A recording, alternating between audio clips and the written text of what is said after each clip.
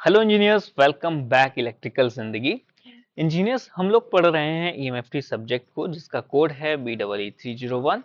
Unit 5 को हम लोग डिस्कस कर रहे हैं, जिसका नाम है वेव एंड एप्लीकेशंस। इसमें हम लोग अपने इंपॉर्टेंट क्वेश्चंस को कवर करेंगे, जो कि AQTU के एग्जाम में आपसे अक्सर पूछ लिए जाते हैं।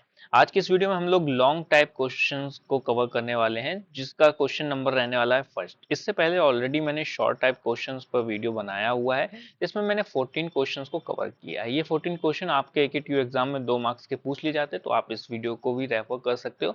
साथ में जो लॉन्ग टाइप क्वेश्चंस होते हैं वो आपके 7 मार्क्स या फिर 10 मार्क्स के आपसे पूछ लिए जाते हैं, तो आप इससे भी फॉलो कर सकते हो। क्लियर? तो ये था हमारा अपनी वीडियो का इंट्रोडक्शन। अभी मूव करते हैं, हमारा क्वेश्चन क्या है और किस तरीके से आपको अपने एग्जाम में लिख करके आना है, उसके बारे में हम लोग डिस्कस कर लेते हैं। तो यहाँ पे मैंने लिखा हुआ है क्वेश्चन क्वेश्चन को आप पढ़िएगा। क्वेश्चन लिखा है कि drive Faraday's law of induction, explain the concept of transformer and motional electromotive force. यहाँ पे आपसे क्या पूछा जा रहा है कि जो आपका फैराडेज लॉ है इंडक्शन के ऊपर, ठीक है, इंडक्शन के ऊपर जो आपका फैराडेज लॉ है उसके बारे में आपको ड्राइव करना है, साथ में आपको एक्सप्लेन करना है transformer and motional electromotive force, मतलब कि ईएमएफ आपको बताना है कि ये ट्रांसफॉर्मर एंड मोशनल ईएमएफ क्या होता है, इसके बारे में आपसे पूछा जा रहा है। ठीक है, तो यहाँ पे आपको बता दूं कि जो बीटेक करते हैं स्टूडेंट वो कई प्रकार के होते हैं, जैसे कि कुछ लोग डिप्लोमा के बाद में भी बीटेक करते हैं, कुछ लोग आईटीआई के बाद में भी बीटेक करते हैं, कुछ लोग 12th के बाद में भी बीटेक करते हैं। तो ये तीनों जो स्टूडेंट होते हैं ये अलग अलग कैटेगरीज के होते हैं, इनकी अपनी अपनी समझ अलग अलग होती है। साथ में अगर आपने 12th यूपी बोर्ड से किया हुआ है तो आपको यहाँ पे इंग्लिश का आंसर लिखने में थोड़ी सी प्रॉब्लम आपको फेस करनी पड़ती है। ऐसी कंडीशन में मैं आपके लिए सॉल्यूशन लेकर के आया हूँ। यहाँ पे मैं जो भी आपके ये क्वेश्चन लिखा हुआ है इसको बहुत इजी लैंग्वेज में, इंग्लिश लैंग्वेज में आपको एक्सप्लेन करूंगा। देन आपको इसका इंग्लिश वर्जन भी दे दूंगा, तो आप इजीली उसको अंडरस्टैंड कर सकते हो। ठीक है, बहुत इजी स्टेप में इंग्लिश को भी मैं लिखता हूँ, तो वहां पे आप उसे अपने नोटबुक पे लिख सकते हो। बाकी इसकी जो पीडीएफ रहेगी वो आप को मैं लिंक इसका डिस्क्रिप्शन में दे दूंगा, तो वहां से आप पीडीएफ भी डाउनलोड कर सकते हो। क्लियर हो गया? चलिए, तो इस तरीके का अगर आप स्टूडेंट हो तो आप इस वीडियो को फॉलो कर सकते हो। तो क्वेश्चन हमारा क्लियर है, अभी समझ लेते हैं इसका आंसर क्या है। तो यहाँ पे सबसे पहले आपसे बोला जा रहा है कि ड्राइव करना है आपको फैराडेज लॉ ऑफ इंडक्शन। अच्छा, फैराडे जी ने कितने तरीके के लॉज दिए हुए हैं सबसे पहले ये समझ लेते हैं, देन इंडक्शन लॉ के बारे में डिस्कस करेंगे। तो यहाँ पे मैंने मेंशन किया हुआ है कि फैराडे जी ने टोटल हमारे 2 लॉ दिए हुए हैं। वैसे तो और भी हैं छोटे बड़े लॉज, लेकिन मेनली हमारे 2 लॉज फैराडे जी के ज्यादा फेमस हुए, जिसमें आपका Faraday's law of electromagnetic induction है एंड सेकंड लॉ है फैराडेज लॉ ऑफ इलेक्ट्रोलिसिस। ठीक है, तो हमारा क्वेश्चन पूछा रहा है कि Faraday's law of electromagnetic induction, ये वाला हमारा एक्सप्लेन करने को बोल रहा है। ठीक है, इसको मत एक्सप्लेन करके आ जाना, ये आपका पूछा जा रहा है। ठीक, तो फैराडे जी ने क्या लॉ दिया जरा ये समझते हैं। फैराडे जी ने एक चीज ऑब्जर्व की, फैराडे जी ने, देखो थोड़ा सा वीडियो हो सकता है मे बी लेंदी बने, लेकिन मेरी कोशिश ये है कि अगर आप बिल्कुल बेसिक बिगिनिंग लेवल पे हो तो भी आपको ये चीजें समझ में आए, क्योंकि बीटेक के जो एग्जाम्स होते हैं उनमें आपको चीजों को एक्सप्लेन करना बहुत जरूरी होता है और साथ में आपको लिखना भी काफी पड़ता है। तो इससे पहले क्या है कि कंसेप्ट थोड़ा सा बिल्ड कर लो, ताकि जो भी थ्योरेटिकली जो हमारा थ्योरी सेक्शन होता है वो थोड़ा सा समझने में आसानी हो। ठीक है, तो यहाँ पे देखो फैराडे जी जो थे उन्होंने एक चीज ऑब्जर्व करी कि अगर हमारे पास में कोई कॉइल है, सपोज दैट ये हमारी यहाँ पे आपको क्या दिखाई दे रही कॉइल है, उसके अगर टर्मिनल पे हम लोग वोल्ट मीटर को ऐड कर दें, ठीक, इस तरीके से ये भी कॉइल है, उसमें हमने क्या किया, अपने टर्मिनल पे वोल्ट मीटर को ऐड कर दिया। अगर हम किसी कॉइल के टर्मिनल पे वोल्ट मीटर को ऐड कर दें और उसके रिस्पेक्टिवली किसी परमानेंट मैग्नेट या फिर किसी भी तरीके के मैग्नेट को इस तरीके से इसके पास लेके आए और उसके कुछ ही समय बाद में हम इससे क्या करें, दूर लेके जाएं इस तरीके से, तो मैग्नेट को पास लाने और मैग्नेट को दूर ले जाने पे आपको वोल्ट मीटर में कुछ ना कुछ डिफ्लेक्शन देखने को मिलता है। यहाँ पे देखोगे कि जब हम पास लेके के आ रहे हैं मैग्नेट को तो कुछ इस तरीके का डिफ्लेक्शन है, दूर लेके जा रहे हैं तो कुछ इस तरीके का आपको डिफ्लेक्शन वोल्ट मीटर में देखने को मिलता है। तो फैराडे जी के माइंड में क्वेश्चन आया कि ये क्यों हो रहा है। तो फैराडे जी ने थोड़ा सा एनालिसिस किया और ये कंक्लूड किया कि जब ये मैग्नेट हमारा अ, इस कॉइल के पास में आता है या फिर इस कॉइल से दूर जाता है, तो इस मैग्नेट की जो मैग्नेटिक लाइंस होती हैं, कुछ इस तरीके की मैग्नेटिक लाइंस होती हैं। तो ये मैग्नेटिक लाइंस इस कॉइल से क्या होती हैं, कट करती हैं। क्या होती हैं, कट करती हैं। तो जब भी ये मैग्नेटिक लाइंस इस कॉइल से कट करेंगी तो ऐसी कंडीशन पे हमारे टर्मिनल पे कुछ ना कुछ ईएमएफ प्रोड्यूस हो जाता है। ईएमएफ सेंस इलेक्ट्रोमोटिव फोर्स हमारा प्रोड्यूस हो जाता है। इस ईएमएफ को ही हम लोग क्या कहते हैं, वोल्टेज कहते हैं। अच्छा, ईएमएफ और वोल्टेज के बीच में तो काफी अंतर होता है, उसको हम लोग फिर किसी और वीडियो में डिटेल्ड समझेंगे। बाकी अभी के लिए थोड़ा सा हम रिलेट ये कर लेते हैं कि हमारा इस टर्मिनल में क्या प्रोड्यूस हो रहा है, ईएमएफ प्रोड्यूस हो रहा है। तो फेराडे जी ने क्या एनालिसिस किया कि अगर किसी क्लोज्ड कॉइल या फिर किसी भी कॉइल या किसी कंडक्टर के अक्रॉस में हम लोग किसी मैग्नेट को लेकर के आते हैं या फिर उससे दूर लेकर के जाते हैं या फिर किसी भी तरीके का मैग्नेट में हम लोग मोशन कराते हैं, चाहे ऐसे ऐसे मोशन कराना चालू कर दें या फिर किसी भी तरीके का मोशन कराते हैं, कंडीशन ये होनी चाहिए कि इस मैग्नेट की जो मैग्नेटिक फील्ड लाइंस है वो इस कॉइल से कट होनी चाहिए। बस इतनी अगर कंडीशन हमारी फॉलो होती है तो उस कॉइल के टर्मिनल पे हमारा क्या प्रोड्यूस हो जाता है, ईएमएफ प्रोड्यूस हो जाता है। फैराडे जी ने इतना सिंपल सा लॉ दिया, ठीक है। तो ये था फैराडे जी का लॉ। अभी इसको हम लोग राइट कैसे करेंगे, रिटन फॉर्मेट में कैसे देखेंगे, उसको समझ लेते हैं। आई होप कि ये आपको समझ में आ गया कि फैराडे जी ने क्या आपको बताया। फैराडे जी ने कितना बताया है कि जो कॉइल हमारी होती है, अगर उसके रिस्पेक्टिवली हम लोग किसी भी तरीके का मैग्नेटिक फील्ड में, जो हमारी मैग्नेटिक लाइंस है या फिर मैग्नेटिक फील्ड में हम लोग मोशन कराते हैं और उस मोशन की वजह से अगर हमारी इस कॉइल के रिस्पेक्टिवली किसी भी तरीके की फील्ड लाइंस हमारी कट होने लग जाती हैं, इस तरीके से फील्ड लाइंस अगर हमारी कट होने लग जाती है तो ऐसी कंडीशन में हमारा यहाँ पे टर्मिनल पे ईएमएफ प्रोड्यूस होगा और इस ईएमएफ को इन्होंने ड्राइव करके यहाँ पे बताया। क्लियर? अगर अभी तक की चीजें क्लियर हो गई तो थम्स अप करके चले जाना, ठीक है। बाकी अभी यहाँ पे समझ लेते हैं रिटन फॉर्मेट में कि किस तरीके से फैराडे जी ने जो चीजें बताई उसको हम लोग राइट करेंगे। तो फैराडे जी ने जो इलेक्ट्रोमैग्नेटिक इंडक्शन लॉ दिया उसके बारे में हम लोग सबसे पहले लिखेंगे। फैराडे ने 1831 में बताया कि जब भी किसी कंडक्टर के थ्रू मैग्नेटिक फ्लक्स चेंज होता है, वही चीज मैंने बताया ना कि जो हमारा मैग्नेटिक फ्लक्स है वो कट करेगा या फिर किसी भी तरीके से चेंज होगा, तो चेंज होता है तब उस कंडक्टर में ईएमएफ इलेक्ट्रोमोटिव फोर्स इंड्यूस हो जाता है।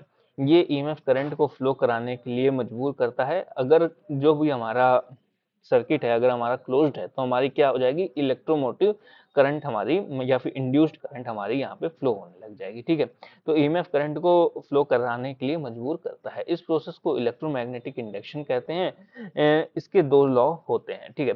फर्स्ट लॉ एंड हमारा सेकंड है सेकंड लॉ के तरीके से जाना, जैसे यहाँ पे लिखा है फैराडेज फर्स्ट लॉ, वैसे होता है फैराडेज सेकंड लॉ। तो फैराडे जी ने अपने फर्स्ट लॉ पे क्या बताया, यही सिंपल सा कंसेप्ट बताया। जब भी मैग्नेटिक फ्लक्स किसी क्लोज सर्किट के साथ चेंज होती है, एक ईएमएफ उस सर्किट में इंड्यूस होता है। अगर सर्किट क्लोज्ड है तो उसमें क्या होने लगेगी, करंट फ्लो होने लगेगी। जाहिर सी बात है कि अगर मान लीजिए इस तरीके का हमारा सर्किट है, क्लियर, तो हम कह सकते हैं कि इस सर्किट में करंट फ्लो होती है। अगर हमारा सर्किट कुछ इस तरीके का है, इस तरीके का हमारा सर्किट है, क्लोज्ड सर्किट नहीं है, तो हमारी क्या करंट फ्लो होगी, नहीं करंट फ्लो होगी ना। तो वही चीज यहाँ पे लिखिए, अगर सर्किट हमारा क्लोज्ड है तो करंट फ्लो होगी, अगर नहीं क्लोज्ड है तो सर्किट फ्लो नहीं होगी, सिर्फ और सिर्फ यहाँ पे ईएमएफ हमारा प्रोड्यूस हो जाएगा। तो फैराडे जी ने अपने फर्स्ट लॉ में इतनी छोटी सी सिंपल सी बात कही जो मैंने आपको एक्सप्लेन किया।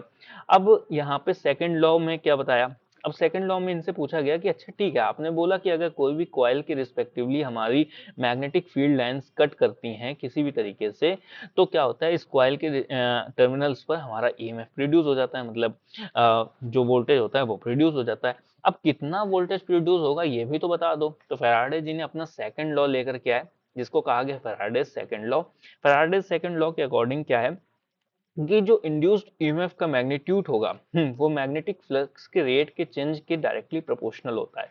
मतलब जो हमारा ईएमएफ प्रोड्यूस हो रहा है कॉइल के टर्मिनल पे, जितना हमारा मैग्नेटिक फ्लक्स हमारा चेंज होगा, जितनी जल्दी जल्दी चेंज होगा, मतलब कि अगर मान लीजिए एक सेकंड में 10 बार चेंज हो गया या फिर एक सेकंड में 20 बार चेंज हो गया, तो इसी चेंज के रेट के हिसाब से हमारा ईएमएफ भी प्रोड्यूस होगा, ठीक है। तो ये हमारा बताया था फैराडे जी ने अपने सेकंड लॉ के अकॉर्डिंग, ठीक है। तो ये था, यहाँ तक की था हमारा फैराडेज सेकंड लॉ, क्लियर हो गया। यहाँ पे जो ई है वो डिनोट कर रहा है इंड्यूस्ड ईएमएफ, जो भी हमारे टर्मिनल पे ईएमएफ इंड्यूस हो रहा है उसके बारे में बता रहा है। जो फाई बी है वो हमारा मैग्नेटिक फ्लक्स को यहाँ पर रिप्रेजेंट कर रहा है, और जो डी है वो with respect to the time हमारा यहाँ पे एक्सप्लेन कर रहा है। तो इक्वेशन कुछ हमारी इस तरीके की है, इस इक्वेशन को नोट डाउन कर लेना। जो यहाँ पे आप निगेटिव साइन देख रहे हो, ये निगेटिव साइन क्या बताता है, ये साइन आया है लेंज लॉ के बाद द्वारा, ठीक है। लेंज इस निगेटिव साइन को बताया था लेंज लॉ ने बताया कि जो हमारा ईएमएफ प्रोड्यूस हो रहा है, इंड्यूस्ड ईएमएफ जो होता है वो हमेशा उस चेंज को अपोज करेगा जिससे वो खुद उस प्रोड्यूस हुआ है। तो जो ये हमारा ईएमएफ यहाँ पे जो हमारी, ये मान लीजिए ये हमारी वाइंडिंग है, ठीक है। इस वाइंडिंग के जो टर्मिनल्स पे ईएमएफ हमारे यहाँ पे प्रोड्यूस हुआ, ये जो ईएमएफ हमारा प्रोड्यूस हुआ ये उसी चीज को अपोज करेगा जिसकी वजह से ये जनरेट हुआ है। मतलब जैसे कि ये हमारा यहाँ पे मैग्नेट इसके पास आया, तो ये जो ईएमएफ प्रोड्यूस हो रहा है ये अपोज करेगा इस मैग्नेट के पास आने का। इसी तरीके से जब ये मैग्नेट हमारा दूर जाएगा तो ये जो ईएमएफ प्रोड्यूस हुआ है ये अपोज करेगा इस मैग्नेट के दूर जाने का। तो यही चीज का बताया लेंस लॉ ने, और इसकी वजह से हमारा जो ये नेगेटिव साइन है वो हमारा कंसीडर किया जाता है। तो टोटल हमारी इक्वेशन क्या बनी कि E is equals to minus d phi by d t, या फिर आप कंसीडर कर सकते हो E is equals to minus d B phi B by d t, ठीक है। आप इस इक्वेशन को कंसीडर कर सकते हो। आई होप कि जो फेराडे का लॉ था वो मैंने आपको क्लियर कर दिया है, किस तरीके से आपको लिखना है वो भी समझ में आ गया है।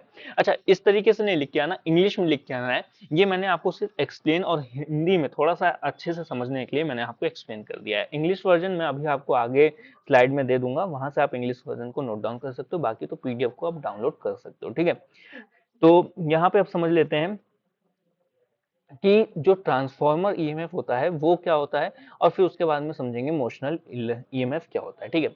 अच्छा, अब आपसे मैं ये पूछूं कि अभी तक कि आपको ये क्लियर हो गया कि अगर किसी भी वाइंडिंग के रिस्पेक्टिवली हम लोग जो हमारी मैग्नेटिक फील्ड लाइंस होती हैं अगर हम लोग उसको चेंज करेंगे तो उस वाइंडिंग में क्या हो जाएगी, ईएमएफ प्रोड्यूस हो जाएगी। क्या यहाँ तक की चीजें क्लियर है? अगर क्लियर है तो थम्स अप कर दीजिएगा। अब यहाँ पे समझना, मैं अगर आपसे पूछूं कि अगर हमें ईएमएफ प्रोड्यूस करानी है, किसी वाइंडिंग में ईएमएफ प्रोड्यूस करानी है तो उसके कितने तरीके हैं, तो आप ये कहोगे कि एक काम करते हैं कि मान लो हमारे पास ये वाइंडिंग है, ठीक है, ये हमारे पास वाइंडिंग है। हम लोग क्या करें कि इस मैग्नेट को हम लोग इसके पास लेके आए और इसी मैग्नेट को हम लोग क्या करें, दूर लेके जाएं। तो एक तरीका है कि हम लोग मैग्नेट को मूव करा दें, मैग्नेट को हम लोग मूव करा दें, ठीक है। मैं आपसे कहूं कि क्या मैं ऐसा कर सकता हूं कि इसमें वाइंडिंग को ही मूव करा दूं, मैग्नेट को मैं फिक्स रख दूं और वाइंडिंग को मैं इस तरीके से मूव करा दूं, ऐसे ऐसे कर दूं, मूव कराऊं, तो क्या हमारा ईएमएफ प्रोड्यूस होगा? आप कहोगे हाँ प्रोड्यूस हो जाएगा। तो हम लोग वाइंडिंग को भी मूव करा सकते हैं, ठीक है, वाइंडिंग को भी मूव करा सकते हैं, यहां से भी हमारा ईएमएफ प्रोड्यूस हो जाएगा। अगर मैं आपसे पूछूं कि यहाँ पे मेरा बेसिक फंडामेंटल क्या काम कर रहा है, आप कहोगे कि हमारा बेसिक फंडामेंटल ये काम कर रहा है कि मैग्नेट मूव कराओ चाहे वाइंडिंग मूव कराओ, कटना चाहिए फ्लक्स, चाहे चाकू कद्दू पे भी गिराओ चाहे कद्दू को चाकू पे गिराओ, लेकिन कटना चाहिए कद्दू। मतलब चाहे इसको आप मूव करा दो या वाइंडिंग को मूव करा दो, लेकिन जो मैग्नेटिक फील्ड लाइंस हैं वो इस वाइंडिंग से कट होनी चाहिए। मैं कहूँ अच्छा ठीक है, अगर मैं एक काम करूं कि इस चीज को भी ना मूव कराऊं और इस चीज को भी ना मूव कराऊं, मैं दोनों को फिक्स जगह पे रख दूं और तब भी मैं चाहूं कि जो मैग्नेटिक फील्ड लाइंस हैं वो हमारी कट हो, तो मैं पूछूं कि ऐसा कैसे हो सकता है? तो आप कहोगे एक काम करो सर, कि आप अल्टरनेटिंग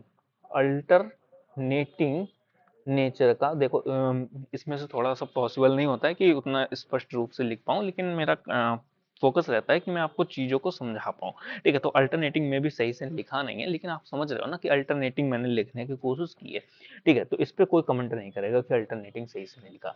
तो कंसेप्ट ये है कि मैं आपने मुझे एक सजेशन दिया कि अगर मैं इस वाइंडिंग के रिस्पेक्टिवली फ्लक्स को कट कराना चाहता हूँ, इस वाइंडिंग में मैं ईएमएफ को जनरेट करना चाहता हूँ, तो मैं क्या करूँ कि इसको स्थिर रखते हुए मैं इसके रिस्पेक्टिवली अल्टरनेटिंग नेचर का मैं फ्लक्स को लेके आऊँ, जो मैग्नेटिक फील्ड लाइंस लेके आऊँ जो कि इस अल्टरनेटिंग मतलब कि इससे अपने आप कट कर रही हूँ। मैं पूछूं कैसे हो सकता है, ठीक है। आपने कहा कि एक काम करो सर, इस वाइंडिंग को ऐसे रखो, इस वाइंडिंग को कुछ इस तरीके से रखो, ठीक।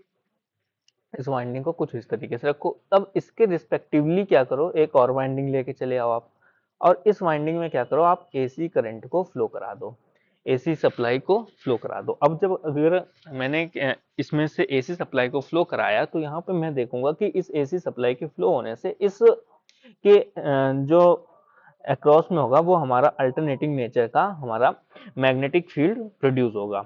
जैसे एसी हमारी एसी की फ्रीक्वेंसी हमारी होगी, उसी हिसाब से इस मैग्नेटिक फील्ड की भी फ्रीक्वेंसी हमारी कम ज्यादा हो रही होगी। तो यहाँ पे आपने देखा कि अगर हम इस वाइंडिंग से एसी सप्लाई को फ्लो कराते हैं, तो जो हमारी मैग्नेटिक फील्ड लाइंस बनती हैं वो हमारी मैग्नेटिक फील्ड लाइंस इस वाइंडिंग से भी हमारी टच करेंगी। तो ऐसे नेचर में आपने देखा कि ना तो ये वाइंडिंग मूव कर रही है, ना तो ये वाइंडिंग मूव कर रही है, लेकिन जो हमारा फैराडे जी का कंसेप्ट था वो फुलफिल हो रहा है, मतलब कि मैग्नेटिक फील्ड लाइंस इस वाइंडिंग से कट तो हो रही है, क्योंकि अल्टरनेटिंग नेचर की है। ठीक है, अल्टरनेटिंग नेचर क्या है कि कभी अप एंड होगा, कभी डाउन होगा। तो इस तरीके से क्या हुआ कि जो ये वाइंडिंग थी हमारी, जिसमें हम लोग क्या कर रहे थे अभी तक कि मैग्नेट को मूव कराते रहते या फिर वाइंडिंग को मूव करा रहे थे, ऐसे कंसेप्ट में जो भी हमारा फ्लक्स कटता था तब हमारे इस वाइंडिंग में ये ईएमएफ प्रोड्यूस होता था। अब क्या हो गया कि मैंने एक इसके बगल में एक और वाइंडिंग ले ली, उस वाइंडिंग से मैंने क्या किया है कि अल्टरनेटिंग नेचर का मैंने उसमें क्या किया है, सप्लाई दे दिया है। तो उसकी वजह से जो हमारा मैग्नेटिक फील्ड लाइन यहाँ पे प्रोड्यूस हो रही है, उसकी वजह से इस वाइंडिंग में हमारा जो मैग्नेटिक फील्ड लाइन है वो कट कर रही है, और देन हमारे इस वाइंडिंग के टर्मिनल्स पे ईएमएफ प्रोड्यूस हो रहा है। ठीक, तो यहाँ से कंसेप्ट आया कि ट्रांसफॉर्मर ईएमएफ के। ठीक है, तो ये क्लियर हो गया। तो ट्रांसफॉर्मर ईएमएफ में क्या होता है कि due to the time varying magnetic field, तो टाइम वेरिंग मैग्नेटिक फील्ड यहाँ पे काम कर रही होती है, इस वजह से ईएमएफ हमारा प्रोड्यूस होता है। अब यहाँ पे मैंने रिटन फॉर्मेट में भी लिखा हुआ है कि अब मान लो कि एक स्टेशनरी कॉइल है जिसमें मैग्नेटिक फील्ड टाइम के साथ में चेंज हो रहा है। अब स्टेशनरी कॉइल है और उसमें टाइम के साथ मैग्नेटिक फील्ड को चेंज कराना है, तो क्या करना पड़ेगा, एसी सप्लाई देनी पड़ेगी। तो आई होप कि यहाँ से क्लियर हो गया कि ये लाइन किस तरीके से मैंने नोट की है। तो क्या लिखा हुआ है कि टाइम के साथ में चेंज हो रही है। तो कॉइल के अंदर मैग्नेटिक फ्लक्स भी टाइम के साथ में चेंज करेगा। क्लियर, तो ये जो आपने देखा मैग्नेटिक फ्लक्स जो था वो भी हमारा क्या कर रहा था, टाइम के साथ में चेंज हो रहा था। और ईएमएफ इंड्यूस होगी, जो हमारी बगल की कॉइल रखी हुई है उसमें क्या होगी, ईएमएफ इंड्यूस होगी, क्योंकि यहाँ पे कट कर रहा है। अब यहाँ पे हमारा जो सेल्फ म्यूचुअल इंडक्शन होता है, सेल्फ म्यूचुअल इंडक्शन होता है, या फिर आप कह सकते हो सेल्फ इंडक्शन और म्यूचुअल जो इंडक्शन होता है वो वर्क कर रहा होता है। अच्छा, सेल्फ और म्यूचुअल क्या होता है, इसके बारे में हम लोग अदर वीडियो में डिस्कस करेंगे। बाकी ये आपने यहाँ पे देखा कि अगर फील्ड लाइंस हमारी कट हो रही है इस वाइंडिंग से किसी भी तरीके से, तो हमारी इस वाइंडिंग के टर्मिनल पे क्या है कि ईएमएफ प्रोड्यूस हुआ। ठीक, तो जब ईएमएफ हमारा प्रोड्यूस हुआ, तो वही चीज के लिए यहाँ पे लिखा हुआ है कि तो कॉइल के अंदर क्या होता है कि मैग्नेटिक फ्लक्स भी टाइम के साथ में चेंज करेगा और ईएमएफ इंड्यूस होगी। इस ईएमएफ को ट्रांसफॉर्मर ईएमएफ कहते हैं। इस केस में कंडक्टर मूव नहीं करता, सिर्फ मैग्नेटिक फील्ड चेंज होती है। तो ऐसे कंडीशन पे जो हमारी इक्वेशन निकल के आती है, तो E is equals to minus N d phi by d t निकल के आती है। जो एन है वो क्या है, हमारी नंबर्स ऑफ टर्न्स है। ठीक, तो यहाँ पे लिखा हुआ है एन क्या है, number of turns of the coil. जो फाई है वो क्या है, हमारा मैग्नेटिक फ्लक्स पर टर्न है। ठीक है, ट्रांसफार्मर का जो होता है वो हमारा इसी वर्किंग प्रिंसिपल पे काम करता है। ट्रांसफार्मर वाइंडिंग में अल्टरनेटिंग मैग्नेटिक फील्ड से ईएमएफ इंड्यूस होती है। तो जो ट्रांसफार्मर हमारा होता है, जो आसपास में आप देख रहे हो ट्रांसफार्मर्स हैं, तो वो इसी प्रिंसिपल पे हमारे वर्क कर रहे होते हैं, म्यूचुअल इंडक्शन के प्रिंसिपल पे वर्क कर रहे होते हैं। क्लियर हो गया, यहाँ पे ट्रांसफार्मर ईएमएफ आपको क्लियर हो गया होगा। तो अभी हम लोग मूव कर लेते हैं, जो हमारा मोशनल ईएमएफ होता है उस पर हम लोग मूव कर लेते हैं।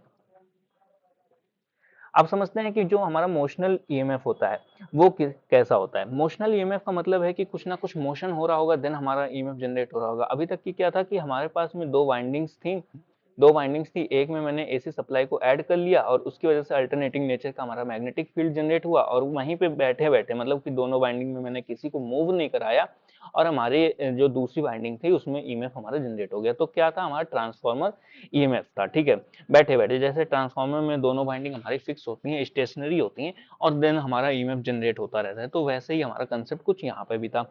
क्लियर, तो अभी यहाँ पे जो दूसरा हमारा ईएमएफ जनरेशन है, मोशनल ईएमएफ जनरेशन, मतलब कि कुछ ना कुछ हम लोग मोशन करा रहे होंगे, देन हमारा ईएमएफ जनरेट हो रहा होगा। इसमें क्या किया हमने कि दो हमने परमानेंट मैग्नेट लिए, नॉर्थ और साउथ ये पोल हैं, और उसमें मैंने एक जो रॉड है वो कंडक्टर की रॉड ली, और इस कंडक्टर की रॉड को मैंने क्या कराया, मूव कराना चालू कर दिया।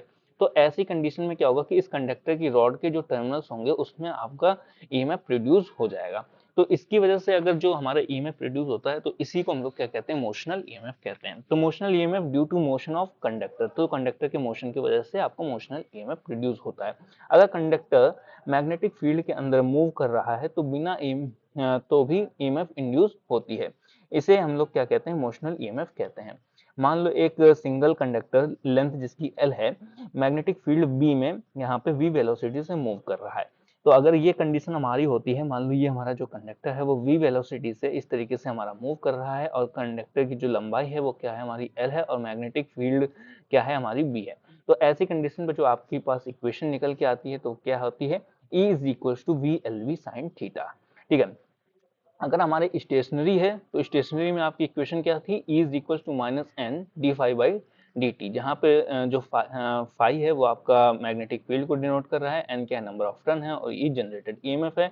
यहाँ पे E is equal to B l v sine theta, मतलब कि बी क्या है आपका मैग्नेटिक फ्लक्स डेंसिटी है, एल क्या है लेंथ है, वी वेलोसिटी ऑफ मोशन है, किस मोशन से आपका कंडक्टर मूव कर रहा है, और थीटा क्या है आपका angle between v and v है। ठीक है।